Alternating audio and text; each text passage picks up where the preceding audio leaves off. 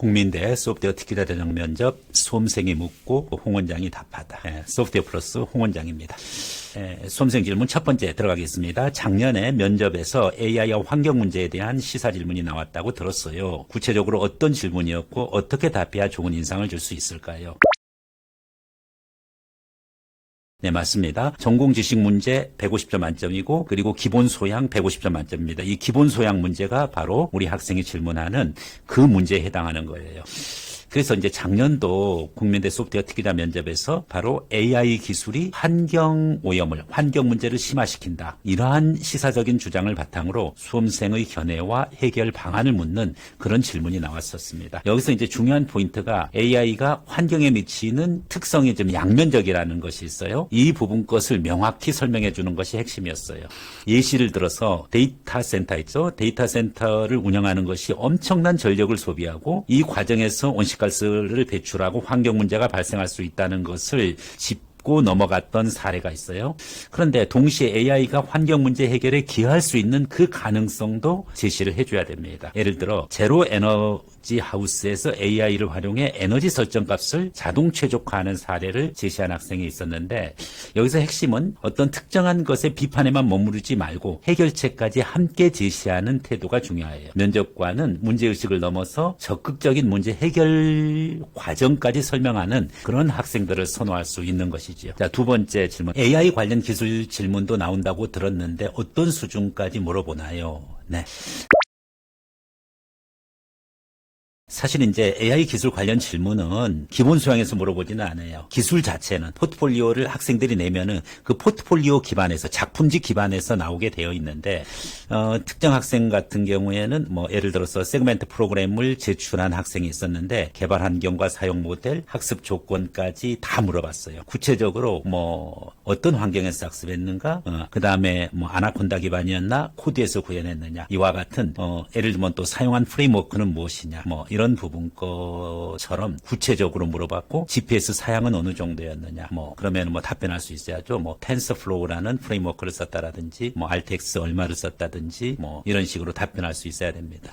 에포크는 어떻게 설정을 했는가, 뭐 과다적합은 어떻게 판단했는가, 이러한 그 학생이 제출했던 그 작품집, 그 포트폴리오 속에서 물어보는 거예요. 과대적합을 어떻게 판단했는가, 뭐 했었을 때 자기가 F1 스코어 그래프 기준으로 판단했다든지, 어쨌든 답변할 수가 있어야 되는 거죠. 자신이 작업을 한 이론과 실습, 이 두 가지에서 설명할 수 있을지가 이게 핵심인 거예요. 단순히 모델 설명하고 왜 그렇게 설정했고 하는 부분 것만 가지고는 안 돼요. 추가로 어떤 판단 기준을 사용했는지를 말할 수 있어야 됩니다. 네, 세 번째 수험생 질문입니다. AI 프로젝트와 관련해서 GPU나 모델 성능도 면접에서 언급이 되나요?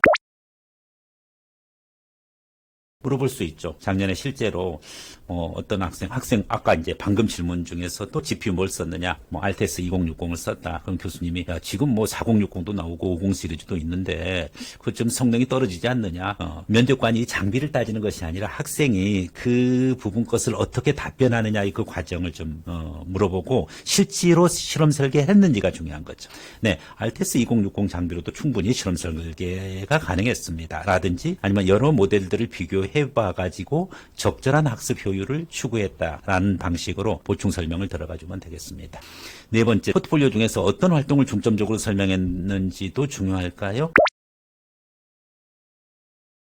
당연히 중요하죠. 실제 면접에서 그 제출한 포트폴리오 예를 들면 5개면은 5개 다 물어보지 않아요. 그럴 시간 자체가 안 나옵니다.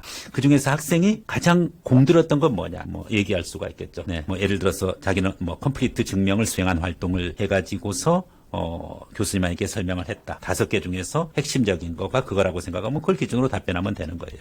교수님들이 꼼꼼히 다 읽어보지 않아요. 그러니까 가장 좀 내세울 수 있는 활동 얘기해봐라 하면은 당당하고 자신감 있는 거, 자기가 정말 했던 것 중에서 실질적으로 자신 있는 부분 걸 가지고 설명해가면 되는 거죠.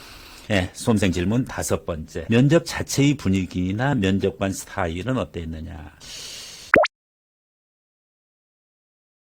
국민대 소프트웨어 특기자 면접은 약간 오픈 형식이에요. 그러니까 뭐 서류나 포트폴리오의 어떤 구체적으로 이렇게 진행되고 이렇게 진행되는 것이 아니라 면접 자체에서 첫 응답을 들어보고 교수님이 거기에 따라 가지고 추가적으로 질문을 하고 실제로 AI 관련 주제에만 집중한 교수님이 있는 경우도 있고 아니면 다른 프로젝트 부분 거가 언급이 되는 경우도 있고 또 안 되는 경우도 있어요. 중요한 거는 면접이 질문에 어떻게 반응하고 어떻게 학생이 소통하는 거죠. 학생의 태도, 자신감, 의사소통 과정, 그리고 질문을 접했을 때 적극적으로 답변하고 면접관에게 다가가겠다는 그러한 분위기를 가지고서 해주면 돼요. 가장 많이 좀 학생들이 고쳐야 될 점은 무엇인가? 크게 좀 두 가지로 볼 수 있어요. 우선적으로 중요한 게 소통력입니다. 답을 이야기하는 것이 아니라 면접관과의 거리감을 좀 줄이는 거죠. 네. 이 부분인데 특히 소프트웨어 했던 학생들이 이 소통 능력이 좀 부족한 경우 많아요. 두 번째는 표현력입니다. 네, 표현력 또한 마찬가지예요. 활동 설명을 답변할 때 적극적으로 자신의 생각과 의미를 면접관에게 어필을 해야 돼요. 뭐 가장 의미 깊었던 활동이 무엇이냐라고 했을 때 뭐 이겁니다. 이거보다는 이 경험이 왜 나에게 중요하고 나에게 어떠한 소프트웨어적인 역량, AI 역량의 성장을 가져왔는지 이것을 얘기해 주는 것이 중요한 것이죠. 네, 수험생 질문 7번째. AI와 관련된 면접에서 구체적으로 어떤 방식으로 말을 이어가야지 자연스럽고 평가가 좋을까요? 학생들이 답변하다 보면 말이 끊겨버리고 너무 답변이 짧고 준비된 문장을 억지로 막 학원에서 애웠던 걸 가지고 하려는 경우가 있어요. 이제 답변 흐름이 끊기지 않고 쭉 이어지는 게 되게 중요한데 그러면서 중간중간 핵심을 잡아줘야 돼요. 아까 처음에 기본 소양 문제도 마찬가지예요. AI와 환경 문제. 이런 일반 시사적인 거고 그리고 교양적인 거잖아요. 이것은 자신의 포트폴리오랑 관계가 없는 거죠. 근데 이게 절반이에요, 면접에. 굉장히 비중이 많잖아요. 그러니까 이런 부분들은 적극적으로 자기가 다양한 시나리오를 가지고서 준비를 해놔야 되고 이것을 표현력과 소통력을 가지고서 접근해 가야 됩니다. 네, 수험생 질문 8. 면접관이 제 자신의 포트폴리오 전체를 꼼꼼히 볼까요? 이거 솔직히 말씀드리면 면접관 3명이 그 부분 것을 보기는 보죠. 근데 면접 당일날 봅니다. 그래서 학생 보고 의미 깊은 활동을 고르라고 했어요. 그러면은 그 다 안 보겠다는 거죠. 그래, 제 3번 활동 뭘 기준으로 말씀드리겠습니다 하면 그걸 그때 보는 거예요, 사실은. 물론 그 이전에 미리 준비할 수도 있겠죠. 그렇다고 해서 면접관이 여러분을 평가하는데 지장이 있느냐? 전혀 지장 없어요.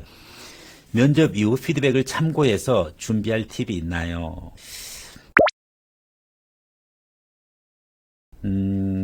크리티컬한 아주 핵심적인 실수 없다라고 해서 면접을 잘 본 건 아니에요. 자기가 적극적으로 표현하려고 해야 되는 거죠. 답변이 실질적으로, 실용적으로, 현실적인 대안이 될 수 있어야 돼요. 그래서 이 학생이 단순히 면접을 애워서 답변했다. 그리고 학원에서 준비해서 답변했다. 이런 것이 아니라 학원에서 준비할 때도 모의 면접식으로 해야 돼요. 애우는 방식으로 하면 안 되죠. 예, 그 외에 이제 말하는 자세, 제가 여러 군데 시선을 집중을 해서 시선을 보고서 얘기하잖아요. 근데 보통 시선을 회피하고서 말하는 학생들이 상당히 많아요. 시선 접촉, 태도 이런 걸 전체적으로 포함해 완결성 있는 그와 같은 의사소통 방식. 이것을 갖추는 것이 중요해요. 특히 프로그래밍을 했던 학생들, 소프트웨어 학생들, 이 특기자 학생들의 상당수가 내 작품이 중요하다고 생각하는 거예요. 나 이렇게 활동했어. 나 그리고 국민대 알고리즘 대회에서 입상했어. 그러니까 나 뽑아줘야 돼. 안 되죠. 그렇다고 뽑는 거 아니에요. 실제 떨어진 학생들 꽤 있어요. 그래서 학원에서 모의 면접을 할 때부터 자세, 태도, 이것을 의식적으로 훈련해서 준비를 해야 됩니다. 내용에만 여러분들이 집중하는 경우가 있어요. 그러나 면접은 되게 형식적인 거고, 그리고 그 형식이 실질을 동반할 때 효과가 있는 거예요. 국민대 소프트웨어 특기자 전형 면접 마찬가지입니다. 그래서 여러분들에게 우리 학원의 소프트웨어 플러스의 국민대 특기자 전형 면접 과정 준비해 놓고 있으니 이 부분 것을 적극적으로 활용할 것을 추천드립니다. 단순히 외우는 거 아닙니다. 반드시 모의 면접을 해봐야 돼요. 그래서 모의 면접 스타일로 자신의 완결성을 높여가는 것이 무엇보다도 중요하고 소프트웨어 플러스는 그와 같은 과정을 만들어 놓고 있어요. 네, 특기자 전형의 진수이죠. 바로 국민대 소프트웨어 특기자 전형 관련해가지고 오늘은 면접을 중심으로 수험생들에 대한 그와 같은 가장 많이 질문하는 유형을 기준으로 알아봤습니다. 꼭 승리하는 여러분들 되기를 기대하겠습니다. 소프트웨어 플러스 홍 원장이었습니다. 감사합니다.